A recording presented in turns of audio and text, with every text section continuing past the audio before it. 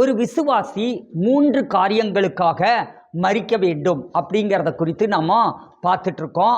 முதலாவதாக பாவத்திற்கு ஒரு விசுவாசி மரித்தவன் அப்படின்னு சொல்லி நாம் பார்த்தோம். ரெண்டாவது என்ன பார்க்க போகிறோம்னா மாம்சத்துக்கு மரித்தவன்கிறத நம்ம பார்க்க போகிறோம்.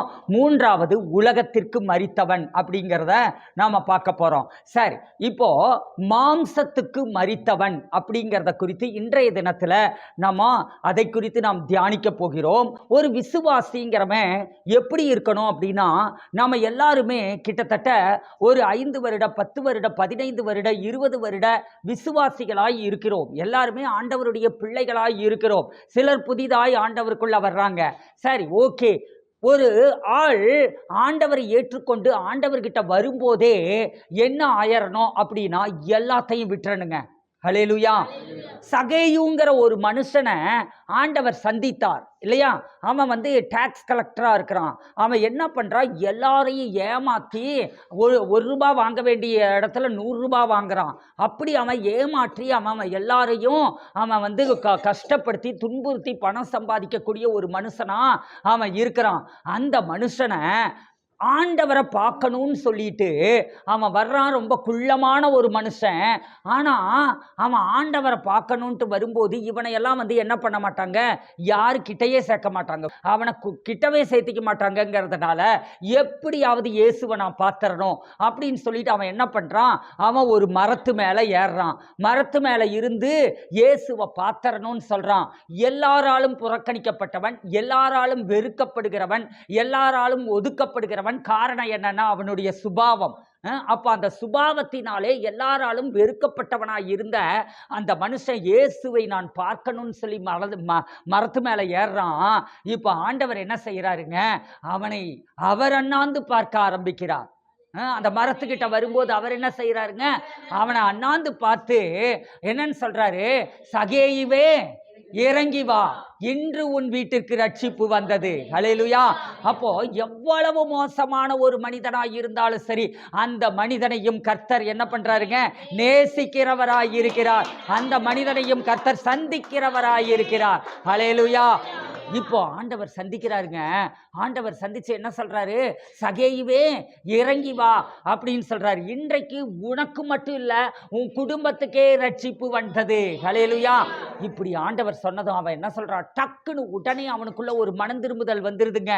அவன் மனம் திரும்பி என்ன சொல்றான் அப்படின்னா, அவன் ஆண்டவரே, நான் யாரையாவது ஏமாத்தி நான் 1 ரூபா வாங்கி இருந்தேன்னா அவனுக்கு நான் நாளத்தனையாய் நான் திரும்பி தருகிறேன். ஹல்லேலூயா. அதுதாங்க உண்மையான ரட்சிப்பு. ஹல்லேலூயா. அப்போ இயேசு கிட்ட நாம வந்துட்டோம் அப்படின்னா, ரட்சிக்கப்பட்டுட்டோம் அப்படின்னா என்ன பண்ணணும், நம்ம பழைய மனிதனை களைந்து போட வேண்டும். இயேசுவையே நாம் ஆடையாய் அணிந்து கொள்ள வேண்டும். ஹல்லேலூயா. அப்ப நம்ம வாழ்க்கை எப்படி இருக்கணும் அப்படின்னா, நம்ம வாழ்க்கை வேதாகமம் சொல்லுகிற இயேசுவை போன்றதான ஒரு வாழ்க்கையாய் மாற்றுகிறதற்காகத்தான் ஆண்டவர் நம்மை ரட்சிப்புக்குள் நடத்தி இருக்கிறார். ஹல்லேலூயா. நம்ம சபைக்குள்ள நம்ம வர்றோம் அப்படின்னா நாம் எப்படிப்பட்டவர்களாய் இருக்கணும் அப்படின்னா, முற்றுமாய் நாம் சபைக்குள்ள வரும்போது மட்டுமல்ல, ஆண்டவருக்குள்ள வந்துட்டா நாம் என்ன பண்ணணுங்க, நாம் எல்லா பாவத்திலிருந்தும் வெளியே வர வேண்டும். ஹல்லேலூயா.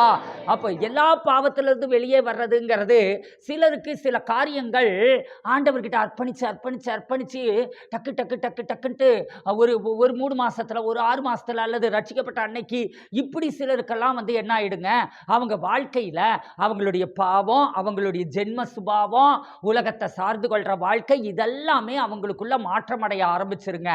கொஞ்சம் கொஞ்சமா அப்படியே மாறிக்கிட்டே வந்துருங்க. ஆனா சிலருக்கு என்ன ஆகும் அப்படின்னு பார்த்தீங்கன்னா, ரொம்ப நாள் அவங்க அப்படியே இருந்துட்டு இருப்பாங்க. சாகர வரையிலும் கூட சிலர் என்ன பண்ண மாட்டாங்க, அவங்க மாற்றம் அடையாமையே இருப்பாங்க. அதே கோபம், அதே முரட்டாட்டம், அதே பிடிவாதம், அதே பாவம், இப்படி வாழ்ந்து கொண்டிருப்பார்கள். சரி, ஓகே. இதுக்கெல்லாம் என்ன காரணம் அப்படின்னு பார்த்தீங்கன்னா, 2 விதமான காரணத்தை நாம் சொல்ல முடியும். ஒன்று என்ன அப்படின்னா, அவன் ஆண்டவரை ஏற்றுக்கொள்ளும் போதே உண்மையாய் அவன் மனம் திரும்புகிறான். ஹல்லேலூயா. ஆண்டவரை நேசித்து உண்மையாய் மனம் திரும்புகிறான். செய்கிறான். அப்போ அவனோட வாழ்க்கையில மாற்றம் வருதுங்க. ஆனா அதுவே இன்னொருத்தன் என்ன பண்றான் அப்படின்னு பார்த்தீங்கன்னா, அவன் தனக்கு உலக ஆசீர்வாதங்களுக்காக மட்டும் ஆண்டவரை தேடுறான். ஆண்டவருக்கு தன்னை கொடுப்பதற்கு அவன் தயாராக இல்லை. ஹல்லேலூயா. உன்னையே நீ வெறுத்து விட வேண்டும்னு ஆண்டவர் சொல்றாரு. நம்மளையே ஆண்டவருக்கு ஜீவ பலியாக ஒப்பு கொடுக்க வேண்டும்னு சொல்றாரு. நீங்க மட்டும் ஆண்டவருக்கு உங்களை ஜீவ பலியா ஒப்பு கொடுத்துருங்க. ஜீவ பலினா உயிருள்ள பலியாக, ஆண்டவருக்கு உயிருள்ள பலியா நீங்க கொடுத்துட்டீங்கன்னு வச்சுக்கோங்களேன். அப்ப என்ன நடக்கும் அப்படின்னு பார்த்தீங்கன்னா, நீங்க என்னெல்லாம் உங்க வாழ்க்கையில வேணும் வேணும் வேணும்னு கேட்டுட்டு இருக்கீங்களோ அத்தனையும் உங்க வாழ்க்கையில வருகிறதை நீங்கள் பார்க்க முடியும். ஹல்லேலூயா. பக்கத்துல பார்த்து சொல்லுங்களேன், உங்க வாழ்க்கையில என்னெல்லாம் வேணும் வேணும் வேணும்னு கேட்குறீங்களோ, இன்னும் வேணும் இன்னும் வேணும் நீங்க எதையெல்லாம் கேட்குறீங்களோ அத்தனையும் இயேசுவின் நாமத்தினாலே அர்ப்பணிக்கப்பட்டவர்களுக்கு வருகிறது. ஹல்லேலூயா. எத்தனை பேர் விசுவாசிக்கிறீங்க? நீங்க எனக்கு வேணும் வேணும்னு கேட்க கேட்க கேட்க என்ன ஆகுதுன்னா, உங்களையே மையமாக கொண்ட ஒரு வாழ்க்கை வாழுகிற போது அதுல நமக்கு திருப்தி வராதுங்க. ஆனா நாம என்ன பண்ணிடணும், நாம சில காரியங்களுக்கு இந்த உலகத்திற்கும் மாம்சத்திற்கும் அதே நேரத்தில் பாவத்திற்கும் நாம மறிக்கணும். அந்த வாழ்க்கை வாழணும். சரி, நான் ஆரம்பத்தில் சொன்னேன், என்ன சொன்னேன்? ஒரு சிலர் ஆண்டவருக்கு விட்டு கொடுக்கிறார்கள். எப்படி இந்த மாற்றம் வரும் அப்படின்னா, நல்லா கவனிங்க. பைபிளை படிக்காம இந்த மாற்றம் வராது. வசனம் தெரியாம இந்த மாற்றம் வராது. வேதத்தை வாசிக்க வாசிக்க வாசிக்க சபைக்கு ரெகுலரா வர வர வர என்ன ஆகுதுங்க, எல்லா காரியத்திலையும் நமக்குள்ள மாற்றம் வர ஆரம்பிச்சிருதுங்க. சுபாவ மாற்றம் வருது, பாவத்திலிருந்து விடுதலை உண்டாகுது. அதே நேரத்தில் உலகத்துக்கு நாம மரித்தவர்கள் ஆகிறோம். சரி, சிலருக்கு வந்த உடனேயே மாற்றங்கள் வருது, சிலருக்கு வசனத்தின் மூலமாக சிலருக்கு மாற்றம் வருது, சிலருக்கு என்ன ஆகுது அப்படின்னு பார்த்தீங்கன்னா காலங்கள் போனாலும் மாற்றம் வர்றதில்லை. அதுக்கு என்ன காரணம்? ரெண்டு விதமான காரணம் இருக்குது. அதுக்கு என்ன காரணம்னு பார்த்தீங்கன்னா, ஒன்று தலைமுறை சாபங்களினால் வருகிற சில காரியங்கள், அதே நேரத்தில் அவங்க சின்னதுலேருந்து அவங்க செஞ்சுட்டு இருந்த பாவங்களினால் வருகிற காரியங்கள். அதனால் அந்த காரியங்களை அவங்களால விட முடியாது இருக்கும். ஆனால் இதை தேவ பிரசன்னத்தினாலும் வசனத்தில் நீங்கள் வளருகிற போதும் அதில் இருந்து நீங்கள் பூரணமாய் விடுதலையாக முடியும். ஹல்லேலூயா.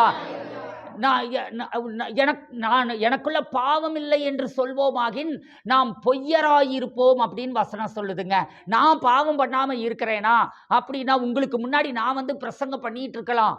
ஆனா நான் பாவம் பண்றேனா இல்லையாங்கிறது எனக்கும் ஆண்டவருக்கும் மட்டும்தான் தெரியும். இந்த உலகத்துல பரிசுத்தவான்னு சொல்லக்கூடியவன் ஒருவனும் இல்லை. ஹல்லேலூயா. நீதிமான் என்று சொல்லத்தக்கவன் ஒருவனும் இல்லை. நீங்க ஏதாவது என்ன கொஞ்சம் ட்ரிகர் பண்ணிட்டீங்கன்னா என்ன ஆயிருங்க, நான் உடனே கோவப்பட்டு இல்லையா? அது மாதிரி நமக்குள்ள சுபாவ பிரச்சனைகள் இருக்கும், நமக்குள்ள பலவிதமான ஓட்ட உடசல்கள் நமக்குள்ள இருக்கும், 1000 ஓட்டம் நமக்குள்ள இருக்கும். ஆனா இது எல்லாவற்றையும் மாற்றுகிறதற்கு தான் இயேசு கிறிஸ்து நமக்குள் வந்திருக்கிறார். ஹல்லேலூயா. எனக்குள்ளே இருக்கின்ற என் இயேசு மிகவும் பெரியவரே, எனக்குள்ளே இருக்கின்ற என் இயேசு மிகவும் பெரியவரே, நான் அறியாததும் எனக்கு எட்டாததுமான பெரிய காரியங்கள் செய்திடுவார். நான் அறியாததும் எனக்கு எட்டாததுமான பெரிய காரியங்கள் செய்திடுவார். ஹல்லேலூயா. அதனால சபைகள்ல, நம்ம சபை மட்டும் இல்லை, ஆன்லைனில் பார்த்து கொண்டிருக்கிறவர்கள் உங்கள் சபைகள்லையும் சரி, இந்த பாவத்தை குறித்தோ மற்ற காரியங்களை குறித்து கண்டித்து உணர்த்தப்படும் போது அதுக்காக நாம் குற்ற உணர்வு அடைய வேண்டிய அவசியம் இல்லை. உங்களுக்கு உதவி செய்கிறவர் ஒருவர் இருக்கிறார். ஹல்லேலூயா. உங்களுக்காக பரிதபிக்கிற தேவன் ஒருவர் இருக்கிறார். அந்த நேசர் உங்களோடு கூட இருக்கிறார். ஹல்லேலூயா. அப்போ அந்த நேசர் உங்களுக்காக அவர் என்ன பண்ணியிருக்கிறாருங்க, அவர் சிலுவையிலே ரத்தம் சிந்தி இருக்கிறார். அவர் உங்க பாவத்துக்காக அவர் என்ன பண்ணி இருக்கிறாரு, அவர் சிலுவையிலே அவர் உங்க மேல வர வேண்டிய தண்டனையை அவர் ஏற்றுக்கொண்டிருக்கிறார்.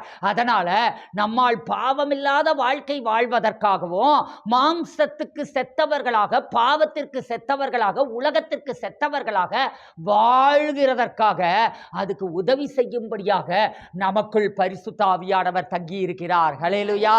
அப்போ இது ப்ராசஸ்ங்க.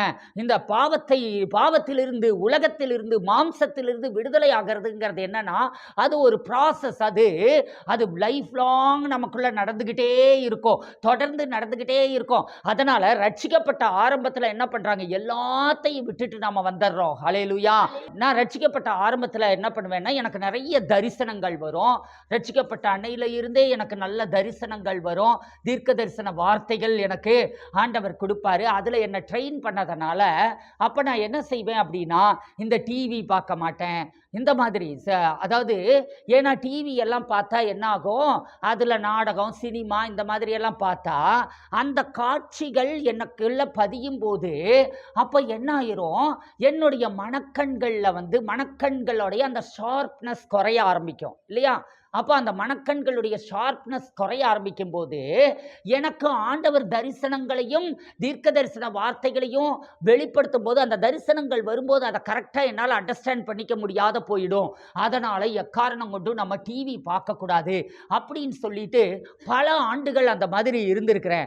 அப்புறத்து இடையில கொஞ்சம் அப்படியே நம்ம விசுவாசிகள் நாம் என்ன பண்ணுவோம், எப்பவுமே ஒரே மாதிரி ஆண்டவருக்குள்ளே இருப்போமா அப்படின்னா ஒரே மாதிரி இருக்க மாட்டோம். ஒரு நாள் அப்பில் இருப்போம், ஒரு நாள் டவுன்ல இருப்போம் இல்லையா. அப்போ கொஞ்சம் ஆவியில குறைகிற போது அப்போ என்ன பண்ண ஆரம்பிக்கிறேன், அப்போ டிவி பார்க்க ஆரம்பிக்கிறேன். அப்போ டிவி பார்க்க ஆரம்பிக்கும் போது அப்போ என்னுடைய தரிசன கண்கள் அது மங்குகிறத நான் பார்க்க முடிந்தது. அப்போ நான் ஒரு தீர்மானம் பண்ணேன், இது நமக்கு வேண்டாம் அப்படின்னு சொல்லிட்டு நான் தீர்மானம் பண்ணேன். அப்புறம் திரும்பவும் என்ன பண்ண ஆரம்பித்தேன், நான் திரும்பவும் ஆண்டவரோடு கூட உறவாட ஆரம்பித்தேன். இப்படித்தான் நம்ம வாழ்க்கையில் நம்ம என்ன பண்ணுவோம், சில காரியங்களை விட்டுருவோங்க. கோபப்படக்கூடாது, அல்லது மற்ற சுபாவங்கள்ல எல்லாம் மாற்றங்களை கொண்டு வர்றது, அல்லது நம்ம என்ன செய்யறோம், நம்ம இந்த பாவத்தை பண்ணக்கூடாது, இப்படி பல காரியங்கள்ல நமக்குள்ள மாற்றத்தை கொண்டு வந்துக்கிட்டே இருப்போம். இது ஆரம்பத்தில் நம்ம என்ன பண்றோம், ஆவியில ஆரம்பிக்கிறோம். ஆனா அதை தொடர்ந்து செய்யாதபடிக்கு நம்ம என்ன பண்ணிடுறோம், நம்ம மாம்சத்தில் நாம் முடிவடைகிறோம். அப்படி இருக்கக்கூடாது. வருஷம் போக போக வர வர மாமியா கழுத போல ஆனாலான்ட்டு நாம் ஆகக்கூடாது. என்ன செய்யணுங்க, நாளுக்கு நாள் நாம் பரிசுத்தத்தின் மேல் பரிசுத்தம் அடைந்து கொண்டே இருக்க வேண்டும். நாளுக்கு நாள் ஆவிக்குரிய வாழ்க்கையில முன்னேறி கொண்டே இருக்க வேண்டும். நாளுக்கு நாள் நம்முடைய வாழ்க்கை அது தேவனை நோக்கி முன்னேறுகிற வாழ்க்கையாக இருக்க வேண்டும். ஹல்லேலூயா. சிலுவையே முன்னால், உலகமே பின்னால். ஹல்லேலூயா. அப்போ நமக்கு என்ன இருக்கணுங்க, சிலுவை தான் எனக்கு முன்னாடி. நான் உலகத்தை நோக்கி நான் திரும்பி பார்க்க மாட்டேன்.